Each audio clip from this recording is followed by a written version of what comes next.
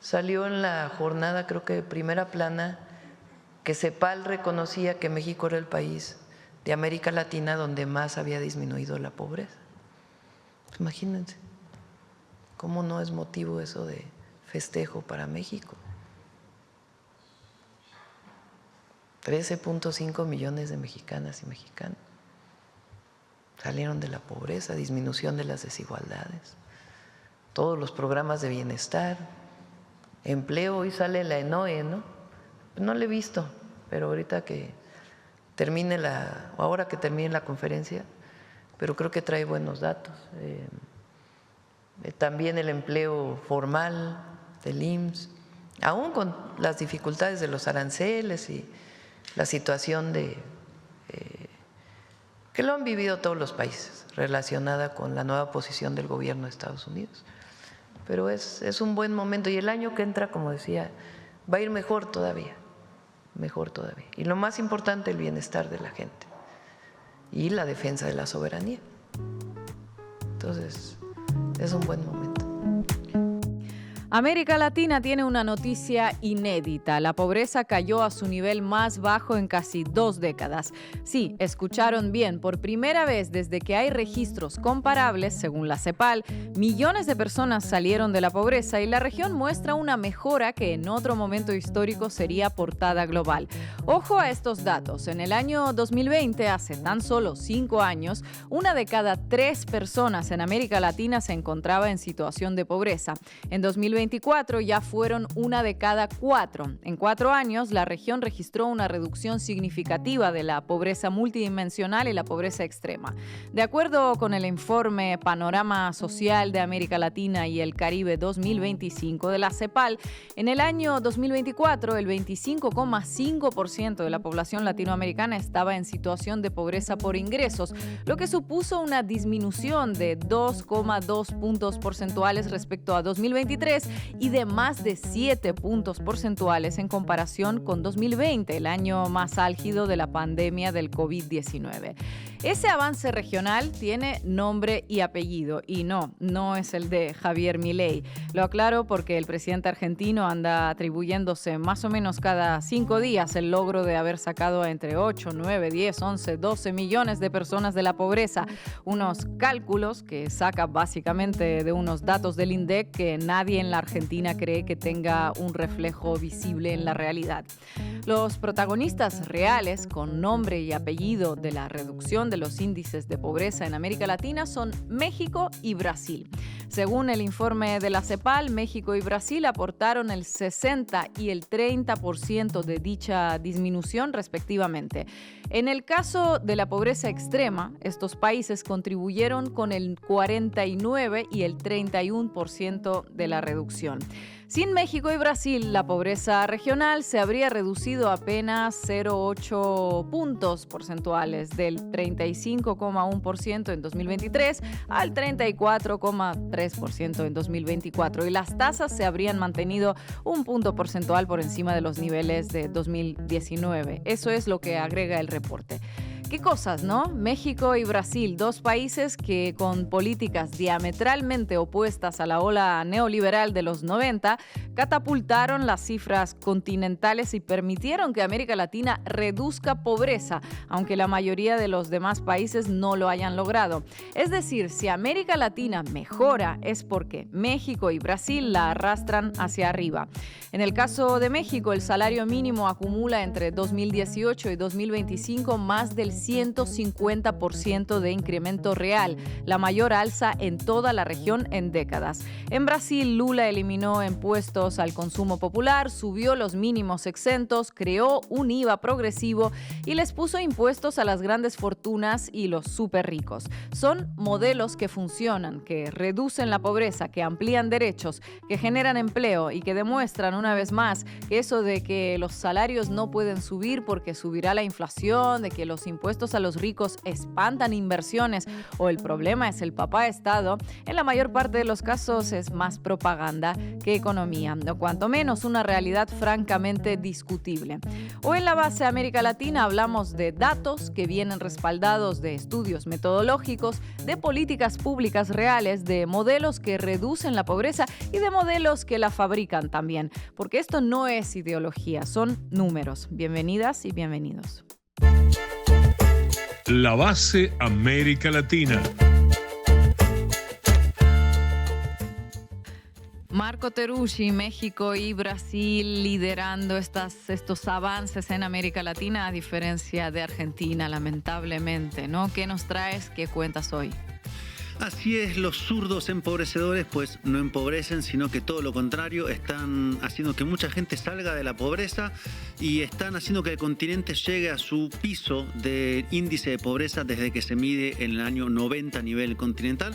Así que vamos a hablar por qué México-Brasil, cuáles son las razones y qué lecciones podemos sacar de estas buenas noticias, aunque haya elementos para revisar en términos de desigualdad, por ejemplo. Compañera Estefanía Veloz, ¿qué tanto lo celebran los medios mexicanos? Esta noticia verdaderamente increíble. Bueno, y hay de medios a medios. Algunos quieren ver el vaso medio vacío, otros el vaso medio lleno. El mismo informe, diferentes enfoques. Vamos a ver cómo lo estuvieron presentando, sobre todo en las portadas y en las primeras planas de los medios mexicanos y también los medios que decidieron omitir por qué estos datos son históricos en este momento y qué implica para los países que están liderando esta buena noticia. Y hoy también contaremos con el economista mexicano habitual ya en este espacio, Óscar Rojas. Vamos a arrancar, Juanma. Debí tirar más datos. Con Marco Teruggi.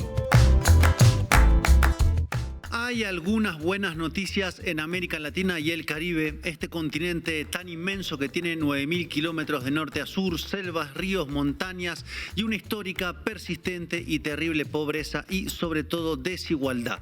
Esa buena noticia la trajo hace unos días la Comisión Económica para América Latina y el Caribe, o la CEPAL, que forma parte de la ONU, al dar los más recientes datos de la pobreza en el continente. Vamos directamente con los números. América Latina y el Caribe tuvo su menor tasa de pobreza en 2024 desde que existen las mediciones de pobreza continental de la CEPAL, es decir, desde 1990. Repito, el continente está en su menor tasa de pobreza desde 1990, con 25.5% de la población de todo el continente en situación de pobreza y 9.8% en situación de pobreza extrema, es decir, que 1 de cada 4 personas, habitantes de América Latina, está debajo de la línea de pobreza monetaria, lo que es un total de 162 millones de personas, 12 millones menos que el año anterior, 2023. Una buena noticia, podríamos decir, ¿no? Sí, buena y mala a la vez. Buena porque estamos hablando de una disminución de la pobreza, lo cual es bueno, claro, pero malo porque estamos hablando de que 162 millones de personas viven en pobreza monetaria, lo cual es mucha gente, el equivalente a toda la población reunida de Colombia, Argentina, Perú y Venezuela juntas. Mucha gente, demasiada gente. Aunque no para relativizar, pero sí para poner en contexto. ¿Saben qué porcentaje de pobreza hay en la Unión Europea?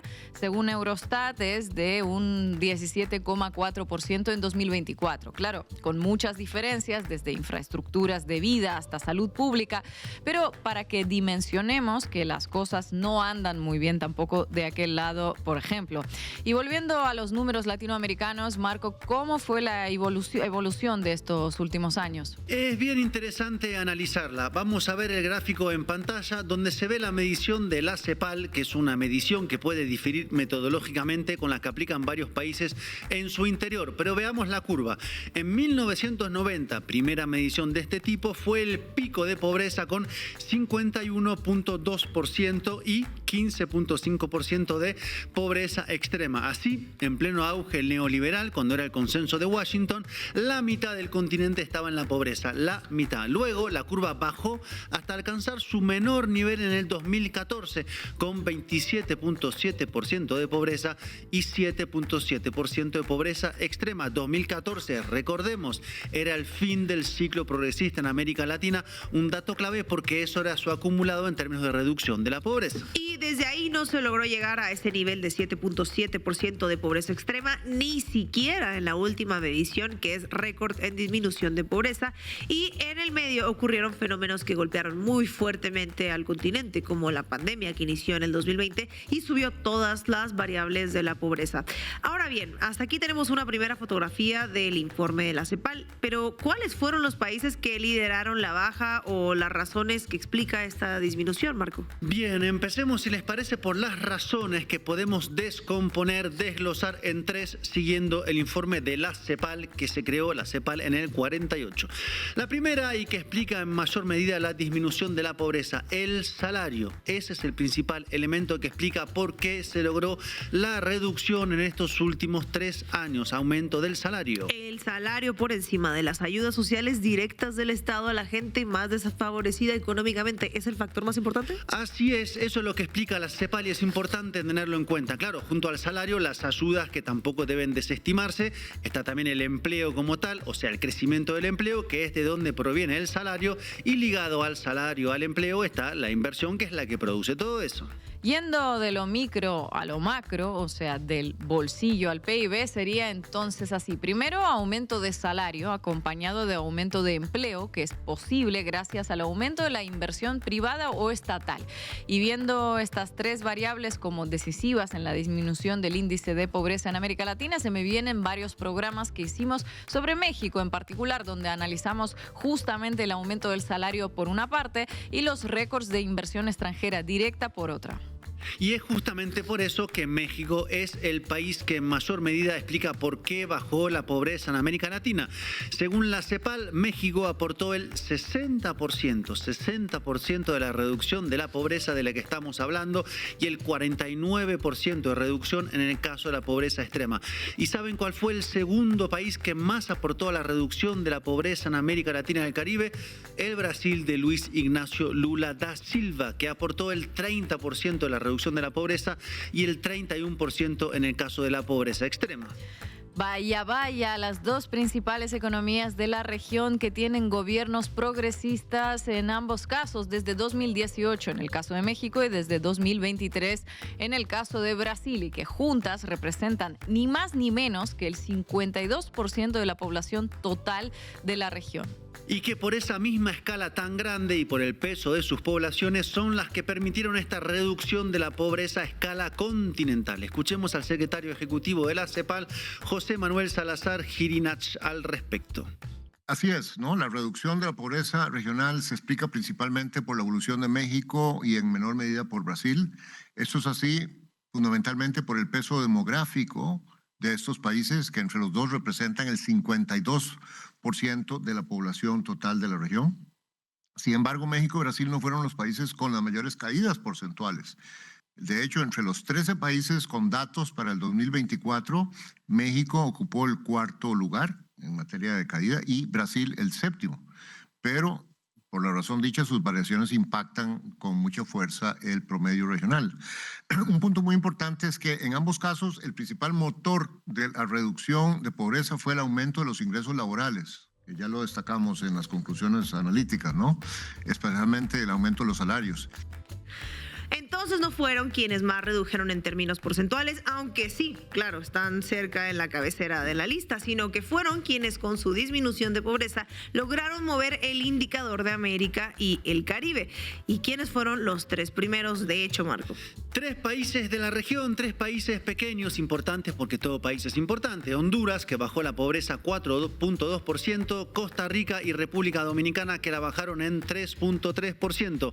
Hablando de Honduras, permítanme el paréntesis, pero mucha atención con lo que está pasando ahí, porque la presidenta Xiomara Castro denunció anoche que, abro comillas, está en marcha una agresión orientada a romper el orden constitucional y democrático a través de un golpe contra mi gobierno. Así que, ojito con lo que está pasando ahí, lo vamos a seguir. Pero volvamos al tema que nos convoca hoy, la disminución histórica de la pobreza en América Latina y el Caribe, que llegó a su mínimo histórico desde los registros de 1990 de la CEPAL, 25.5%, un cuarto, un número alcanzado gracias a los descensos de la pobreza en México y Brasil y la escala continental de sus economías y poblaciones. Vayamos a la explicación dada por el secretario de la CEPAL, respecto a estos datos. En México, de los 3 puntos porcentuales de reducción, 2 puntos se explican por una mejora en los salarios, impulsados en gran medida por el fuerte incremento del salario mínimo, que fue de alrededor de un 135% real entre el 18 y el 25. Otros factores que contribuyeron en México fueron las políticas como las becas universales en niveles básicos, la beca Benito Juárez, las transferencias a las poblaciones vulnerables y, muy importante, la ampliación de pensiones, la universalización de pensiones para los adultos mayores. En Brasil, de la reducción de 1.9 puntos porcentuales, 1.2 puntos provinieron de los salarios y 0.4 de mayores transferencias públicas no contributivas. Retomo, de los 3 puntos de reducción de la pobreza en México, 2 fueron por aumento de salarios impulsados por la subida del salario mínimo y luego por las políticas de transferencias y pensiones. Y en el caso de Brasil, del 1,9% de reducción de la pobreza, 1,2% fue por el aumento de los salarios. Ahí está la importancia del incremento de los salarios mínimos, que en el caso de México fue de 154% de poder adquisitivo en 7 años de la Cuarta Transformación. Y solo desde que gobierna Claudia Sheinbaum, el salario mínimo aumentó un 25%, 12% al inicio de 2025 y 13% a partir del 1 de enero de 2026. Y eso tuvo el principal impacto en la disminución de la pobreza. Tanto es así que en 2024, 3 de cada 5 personas que salieron de la pobreza en América Latina fueron mexicanas. Y sí, pagarle a los trabajadores salarios dignos disminuye la pobreza. Algunas cosas son tan evidentes, aunque los dogmas neoliberales las vayan negando. Y en Brasil, Marco, ¿cómo fue este aumento salarial? Sabemos que en México pues, fue en estos años. Bien, vamos a Brasil, que se sabe menos. Desde que Lula volvió a la presidencia el 1 de enero del 23, el salario mínimo aumentó cada año y contando el incremento que habrá a partir del año que viene, el salario mínimo subió 37.75% nominal desde ese 23, que es cuando volvió Lula luego de Jair Bolsonaro, golpista, ahora preso. Y hablando de los avances en Brasil, el país logró en julio de este año salir de lo que se conoce como el mapa del hambre, según la Organización de las Naciones Unidas para la Alimentación y la Agricultura, o FAO. Eso significa que ha reducido a menos del 2.5% el porcentaje de su población que pasa hambre o está directamente desnutrida. Pongámoslos en números. En los últimos 3 años, en Brasil, 24.4 millones de personas dejaron de estar en situación de inseguridad alimentaria severa, o sea, el 85% de los que se encontraban en esa condición en el 22 cuando dejó el poder Bolsonaro, para que se dimensione lo que implica un cambio de gobierno. Y ahí jugaron un papel clave las transferencias, así como el programa Bolsa Familia, que apunta hacia las familias más pobres y pide que los hijos, por ejemplo, de los que reciben la Bolsa Familia, vayan a la escuela y sean vacunados. Entonces la pobreza bajó por los aumentos de salarios mínimos por un lado y transferencias por el otro. Y claro, ambas variables dependen centralmente del tipo de modelo económico y voluntad política de los gobiernos de Sheinbaum y Lula. Lo explicó el secretario de la CEPAL. Escuchemos unos últimos segundos de sus explicaciones. En cuanto a la pregunta sobre la conveniencia de replicar estas políticas e instrumentos en otros países, sin duda hay algunos instrumentos y políticas que sí sería deseable replicar. Por ejemplo, la ampliación de los sistemas de protección social, que incluye instrumentos como las transferencias a poblaciones vulnerables, la ampliación de la cobertura de pensiones a adultos mayores. Y, por supuesto, la viabilidad de hacer esto depende del espacio fiscal en cada país y de la capacidad de gestión y ampliación de la cobertura. Y, por supuesto, de la visión y voluntad política de cada gobierno. Visión y voluntad política para poner en marcha un modelo de desarrollo económico donde importa que la gente coma, se eduque, vaya a la escuela, tenga casa. Eso de primero los pobres, ya saben. Y ya me puedo imaginar que hay quienes dicen que esto es insostenible financieramente, que es demagogia, que es populismo y todas esas cosas. Pero los datos de inversión extranjera directa en ambos países dicen otra cosa, ¿no, Marco? Totalmente. Adivinen quiénes son los países que más inversión extranjera directa directa recibieron en el continente según la CEPAL? Brasil y México.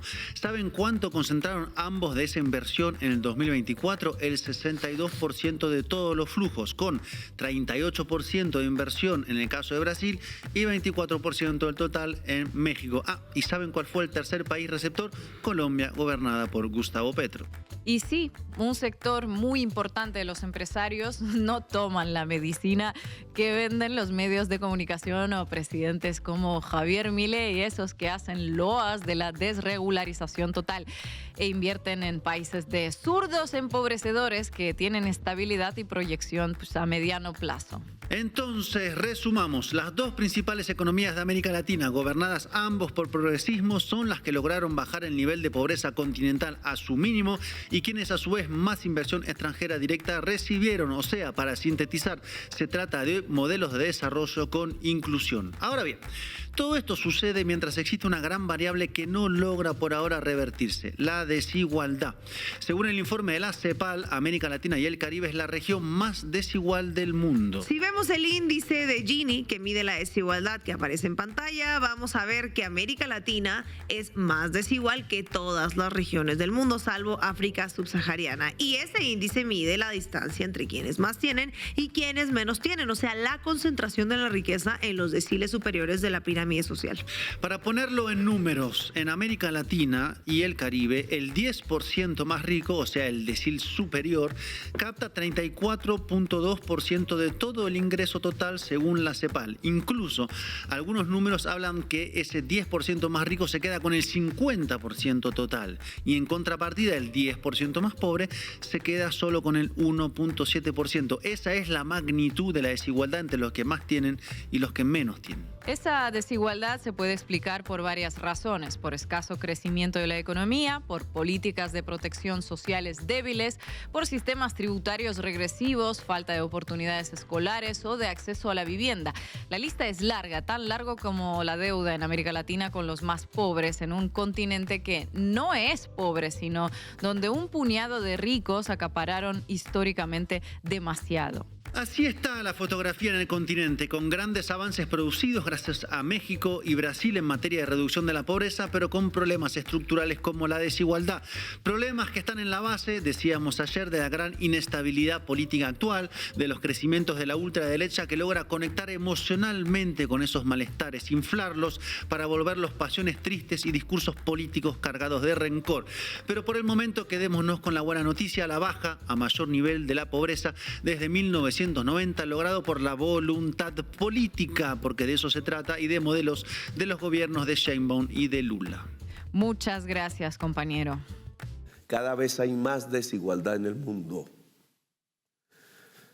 Pero la nuestra es 0,55, que es de las mayores del mundo. Si no la mayor, ojo, con Sudáfrica y algún otro país. América Latina es la región más desigual del mundo. Se debe a la ausencia de una reforma agraria y a que existe aún esclavitud en América Latina. En Colombia es altísima, más que cualquier país de América Latina. Es decir, donde más se conserva explotación del trabajador y la trabajadora y se usa al trabajador como un esclavo es en Colombia. Y por eso tenemos la violencia que tenemos y los problemas que tenemos como el narcotráfico. Compañera, vamos arriba como los salarios mínimos, ¿no? Vamos arriba. Cuéntamelo todo y exagera, con Estefanía Veloz. Sabemos que según la CEPAL, México aportó el 60% de la reducción de pobreza regional, pero dependiendo del medio que leas, México es el líder indiscutible de este logro o apenas el cuarto lugar. Ajá, ¿y cómo pueden ser las dos cosas al mismo tiempo? Bueno, ya nos contarás, porque en esta sección hay cosas que no dejan de sorprenderme. Buena pregunta, Ina, porque ambas afirmaciones son técnicamente correctas, pero cuentan historias diferentes. Vamos a ver las portadas. La jornada tituló: México, país de América Latina donde más se redujo la pobreza, según la CEPAL. El Heraldo reportó que México impulsa la reducción de la pobreza en América Latina. Milenio destacó la noticia diciendo que México y Brasil reducen la pobreza en América Latina. Vamos a ver este reportaje de Sin embargo. La pobreza monetaria en América Latina y el Caribe en 2024 alcanzó su tasa más baja registrada, un 25.5% de la población regional, lo que representó una disminución de 2.2 puntos porcentuales respecto a 2023.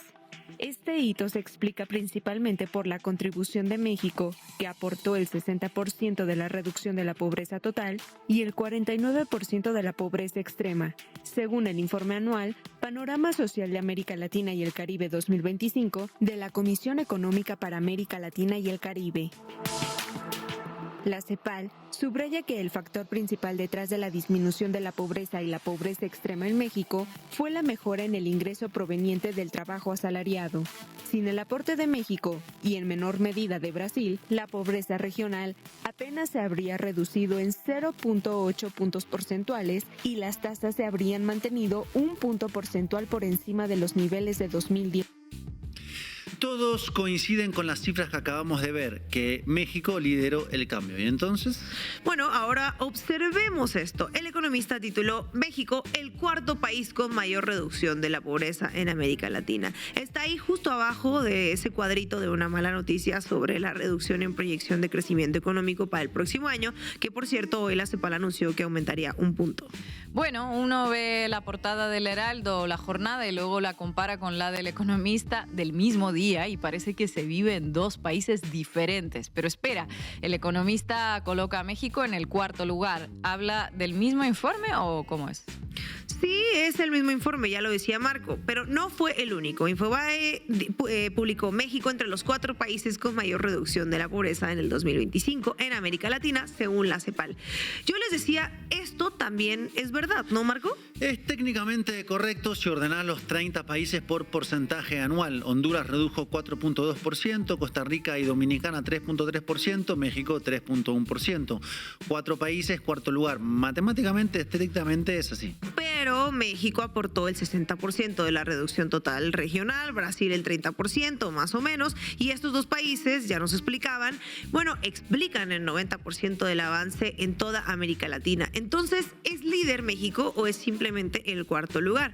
Bueno, es como reportar en una campaña de reforestación que el país que plantó 6 millones de árboles quedó en cuarto lugar porque 3 países pequeños plantaron más árboles per cápita. Técnicamente es correcto, pero es completamente engañoso en cuanto al impacto real, que de eso se trata. Bueno, eso se vale. El Economista elige ese marco deliberadamente. Lo elige sabiendo que había otra forma de contarlo y allá va. Sí, aunque la misma CEPAL declaró que sin los avances de México y Brasil, la pobreza regional se habría reducido apenas un 0.8% puntos porcentuales en lugar de 2.5 puntos. Es decir, sin México prácticamente no habría reducción regional de pobreza. Entonces, lo que hace el Economista es romper ese flujo editorial de buenas noticias. Primero, varios medios reportan que México está liderando esta reducción y luego aparece el Economista con el cuarto lugar. También otros medios digitales van repitiendo este marco y esta narrativa. Y esos medios no suelen ser los que ven buenas noticias cuando se trata de México, ¿no? No. Bueno, sí. Vamos a ver el reportaje del Economista sobre esta noticia. El país ocupó el cuarto lugar de América Latina y el Caribe, con una baja de 3.1% anual. Honduras encabezó la lista, seguido por Costa Rica y República Dominicana. Durante la presentación del informe Panorama Social de América Latina y el Caribe 2025, la comisión explicó que por su tamaño poblacional, los avances de México y Brasil influyen de manera importante en la media regional. La CEPAL señaló que la reducción de la pobreza en México se relaciona con las transferencias públicas dirigidas a grupos vulnerables y con el aumento del salario mínimo. También recordó que las transferencias no contributivas ayudan, pero no garantizan por sí solas la erradicación de la pobreza. Bueno, el enfoque a diferencia, sin embargo, una vez más, es que México está ocupando el cuarto lugar y que sí, todo bien con los programas sociales, pero no es suficiente. Yo vi una nota del país titulada Latinoamérica alcanza su menor tasa de pobreza, pero sigue lastrada por la desigualdad. Y claro, la desigualdad es real. El 10% más rico capta el 33% del ingreso nacional, mientras el 10% más pobre apenas el 2%. Eso es así, es verdad. Sí, y hay algo importante que muchos medios omiten y son las causas de esta reducción. José Manuel Salazar fue explícito. 2/3 de la reducción reducción se explican por el incremento del salario mínimo, que creció aproximadamente 135% en términos reales entre el 2018 y el 2025. Lo dice Marco, pero creo que vale la pena también repasarlo y retomarlo. CNN publicó a partir de esta noticia: Latinoamérica tuvo en el 2024 el nivel más bajo de pobreza desde que hay registros. En ninguna parte del artículo se menciona por qué es el nivel más bajo de pobreza, si tiene que ver con las políticas que lograron este resultado histórico: el aumento del salario mínimo, las transferencias directas, impulsadas por dos gobiernos progresistas principalmente. Eso no se menciona.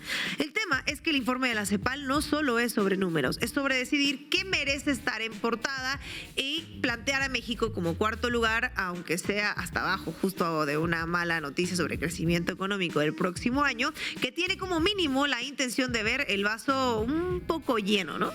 ¿Y cuál sería el vaso medio lleno? Sin embargo, reportó: México es por mucho el país de América Latina donde más bajó la pobreza en 10 años, dice CEPAL. Por mucho, y es cierto.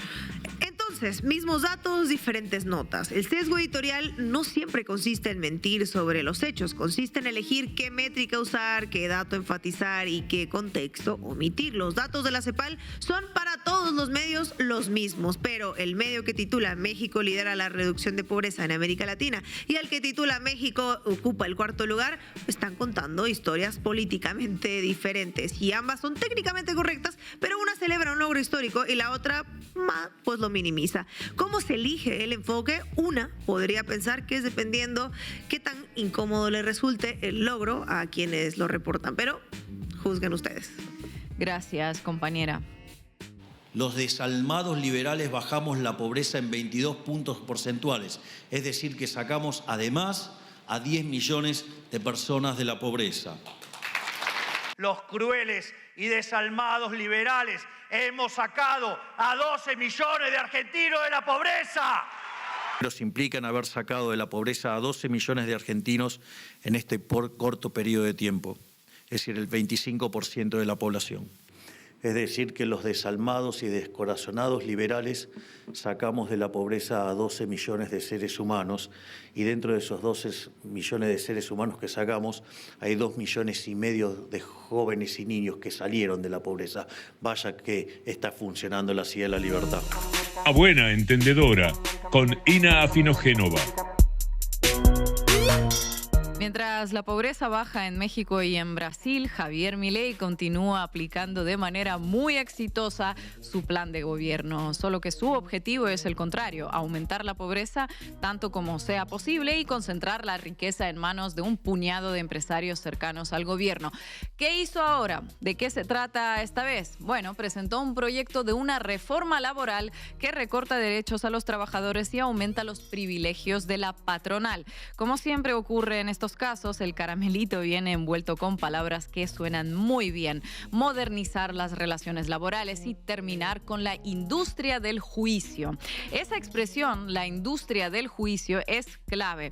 Los medios de comunicación corporativos vienen machacando con un loop que lleva décadas: industria del juicio, industria del juicio, industria del juicio, repiten como loros y no se cansan. Dicho que hay que terminar con la mafia de la industria del juicio laboral. El tema laboral, prioridad, terminar con los juicios laborales, con la industria del juicio. Prácticamente la mitad de los empleados son informales. Esto hay que cambiarlo.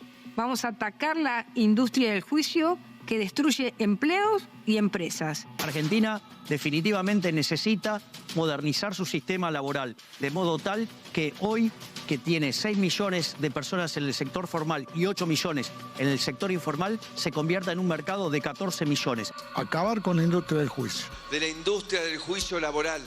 Industria del juicio. Qué fuerte ver al capo Bastone Macri quejarse de la mafia. Sí, tanto machacan y machacan y machacan. Vamos entonces a ver de qué se trata esta famosa industria del juicio. El Centro de Capacitación y Estudios sobre el Trabajo y el Desarrollo de la Universidad de San Martín presentó un documento titulado Una reforma de regresión laboral, donde realiza un análisis de la propuesta del gobierno. Lo primero que podemos ver allí es que la industria del juicio simplemente no existe. El 88% de las desvinculaciones laborales razones no son factibles de ir a juicio. Son por renuncias, finalización del contrato de trabajo, del periodo de prueba o por jubilaciones. Solo el 12% de las desvinculaciones laborales, las que se deben a despidos sin causa, pueden terminar en juicio y no todos llegan a esa instancia. El segundo mito que cae según las estadísticas es que los juicios son una pesada carga para las empresas. La alta rotación que presenta el mercado de trabajo en Argentina muestra que el 78% de los trabajadores llevan menos de 2 años en su puesto. Solo el 10% tiene una antigüedad mayor a 10 años. ¿Qué quiere decir eso? Pues que la mayor parte de los despidos, por así decirlo, son baratos. Trabajadores con poca antigüedad que en caso de ganar un juicio cobrarán una indemnización pequeña. Empezamos bien, una reforma laboral basada en premisas falsas, nada que sorprenda demasiado viniendo del gobierno del peluca Milei, siempre fiel al mandamiento que dice mentí que algo va a quedar. ¿En qué consiste la reforma? ¿Qué propone? Su objetivo es aumentar la asimetría entre trabajadores y empresarios. Veamos en concreto cómo lo hace.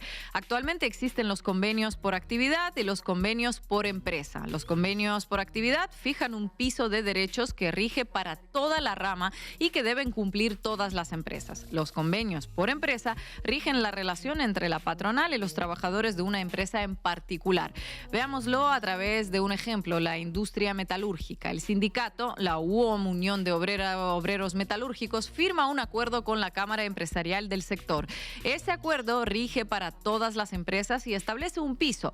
Luego, en una empresa en particular, el sindicato puede negociar un acuerdo más beneficioso que rige solo para esa empresa.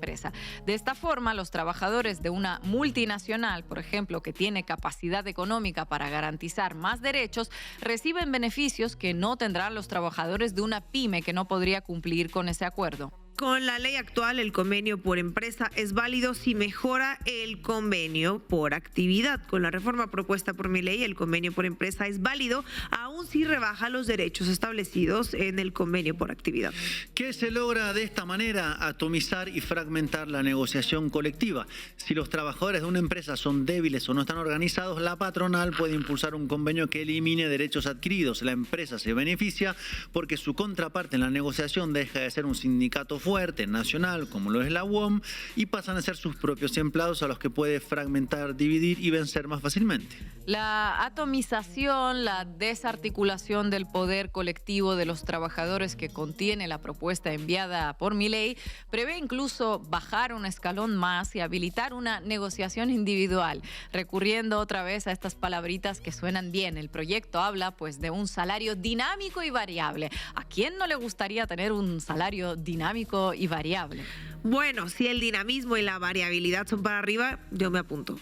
Ya, pero no es lo que quiere el Jabo. El proyecto estipula la posibilidad de un salario dinámico por mérito y rendimiento, pero establece que el empleador puede modificarlos o incluso eliminarlo de manera unilateral. Lo que hoy es un derecho puede transformarse en algo parecido a un acto de beneficencia por parte de la patronal. Menos mal que ando acá dando vueltas por México. Tienes muy buen timing, Marco, por suerte. Una de las guindas del proyecto es el fondo de cese, es decir, para los despidos. Mediante este fondo, el Estado argentino, en lugar de financiar la creación de trabajo, financia su destrucción. Suena raro, pero no es cosa mía. La cuestión funciona así. El 3% de los aportes patronales que hacen las empresas será destinado, no a Karina Milei, no, será destinado a este fondo para despedir empleados.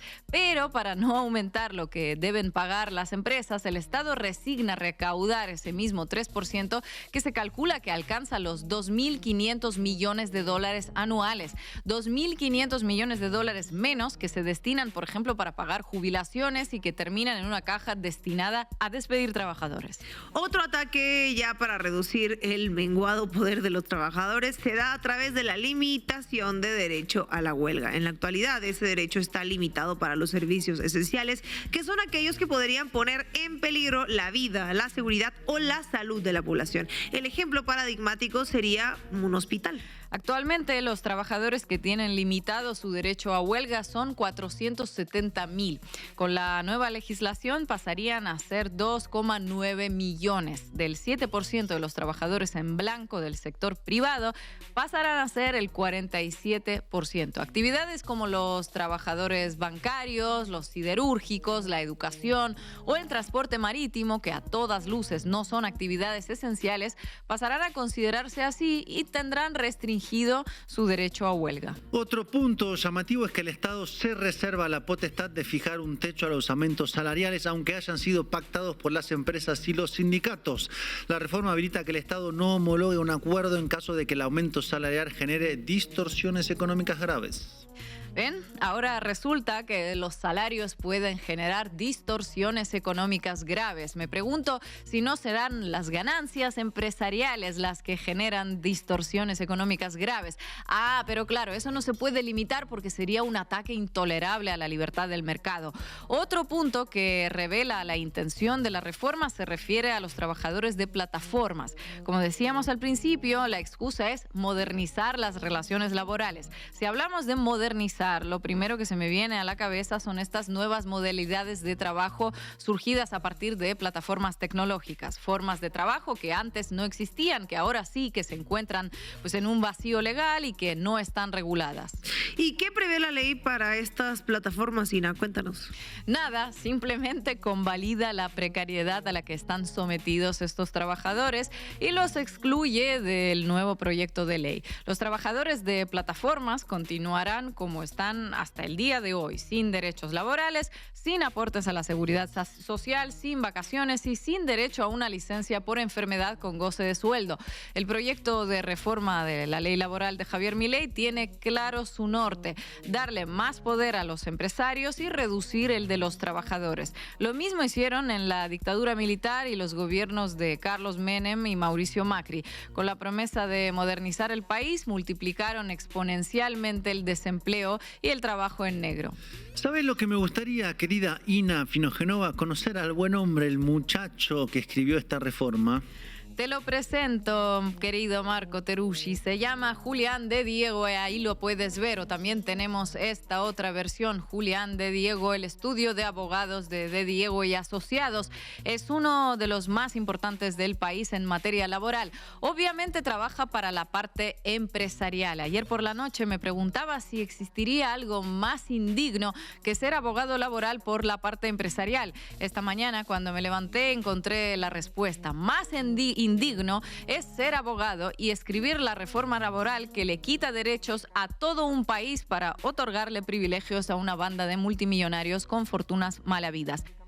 América Latina no es la región más pobre del mundo, pero es la región más desigual, donde la diferencia entre los que mucho tienen y los que poco o nada tienen es mucho mayor. Mientras no logremos resolver el tema de la desigualdad social, del acceso a una vivienda digna, del acceso al agua potable, a cloacas, etcétera, entonces vamos a estar en una situación de mayor vulnerabilidad para el VIH y para muchas otras epidemias, como ha pasado con el COVID-19, por ejemplo.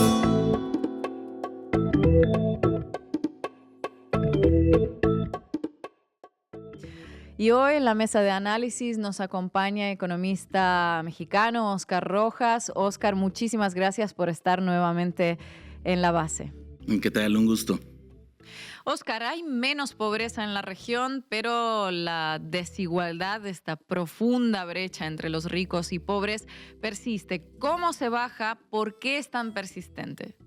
Pues yo creo que estamos hablando de dos dimensiones, ¿no? La primera dimensión quizá tendríamos que ver, tendríamos que apuntar hacia los cambios que son marginales dentro de los distintos indicadores, pero recordar que todas estas economías de todas maneras están evolucionando en una estructura capitalista, y una estructura capitalista significa la generación de poderes monopólicos que constituyen una desigualdad estructural, ¿no? Entonces yo creo que esta persistencia es el recordatorio de que los países tienen que no solamente hacer distribución, sino también hacer un cambio sistémico en la forma productiva, ¿no? Ahí es donde, por ejemplo, México, pues con el plan de reindustrialización es una de las bases, ¿no? Para lograr esto, y pues los resultados son fehacientes, ¿no? Pero pues este salto de la distribución a la producción es creo que uno de los elementos importantes para que en cierto momento podamos estar discutiendo estos mismos resultados y estudios, pero a nivel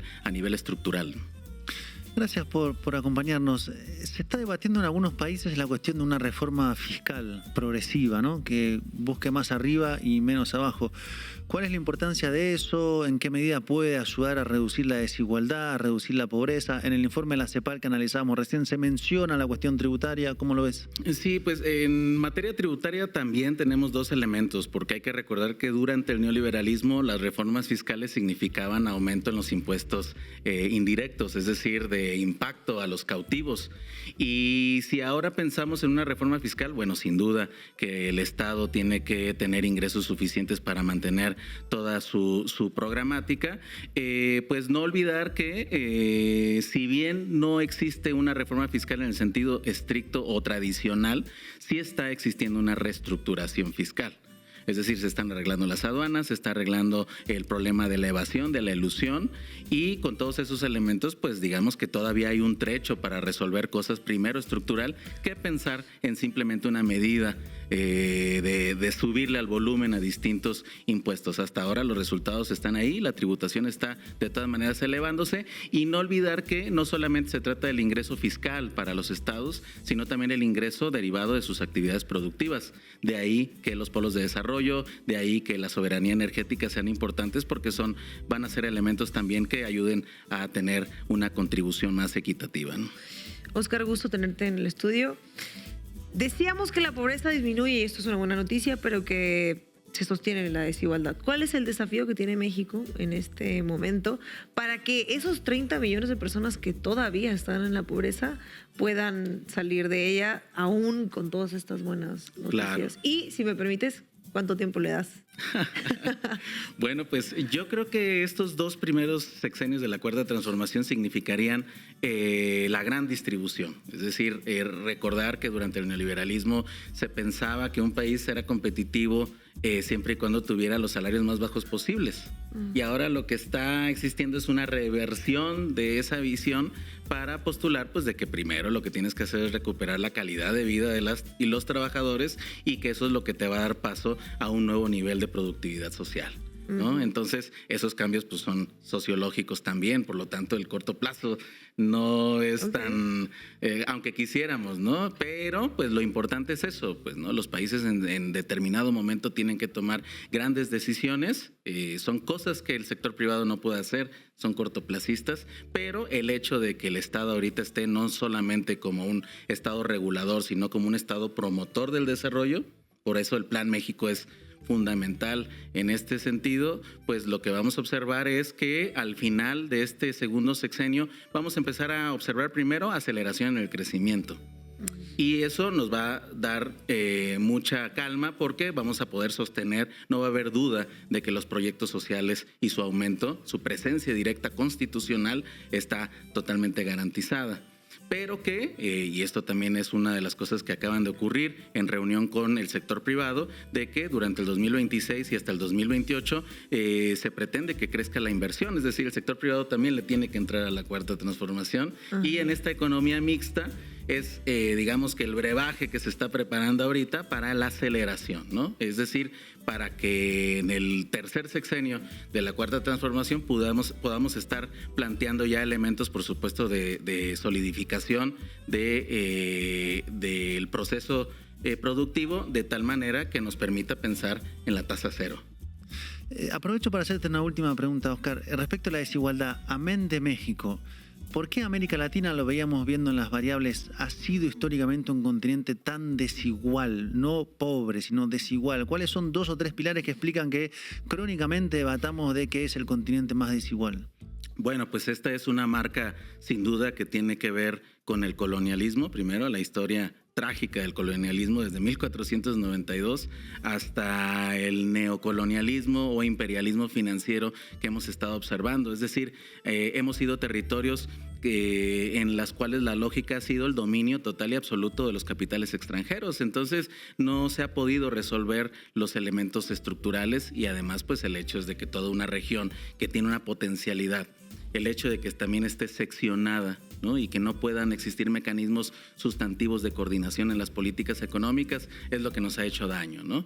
Entonces, desde ese punto de vista, pues de hecho, el Plan México mismo lo que postula es la posibilidad de la integración continental, pero con soberanía, ¿no? Que es un poquito en la lógica de lo que están haciendo las perspectivas asiáticas. Entonces, bueno, pues América Latina sufre de esto, está totalmente desarticulado y por eso pues tenemos que reconstruir u observarla como un polo, pero del sur global, para la nueva reorganización que se está gestando en este siglo XXI, ¿no?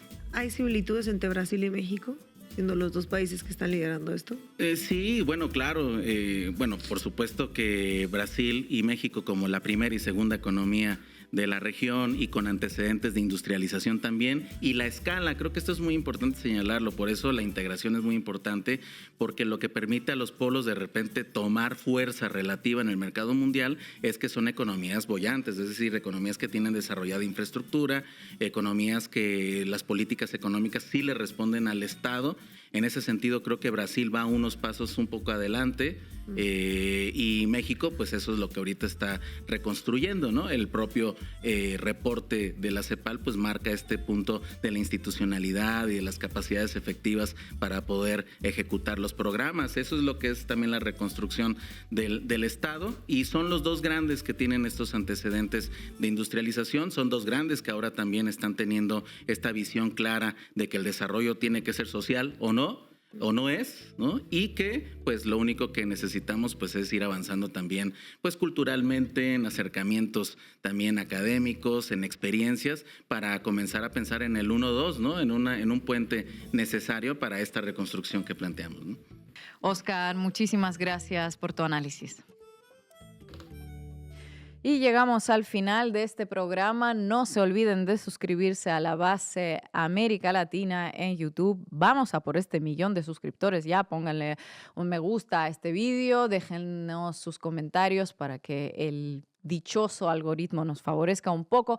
También pueden hacerse socias y socios de Canal Red. Les dejamos este QR en pantalla, lo escanean y ahí siguen las instrucciones, y también les vamos a dejar otro QR para aquellos que no dejan de preguntarnos cómo se nos escucha en Spotify. Bueno, este QR les lleva directamente a nuestra playlist. Y mañana a las 7 horas chilanga nos vemos aquí. Hasta pronto.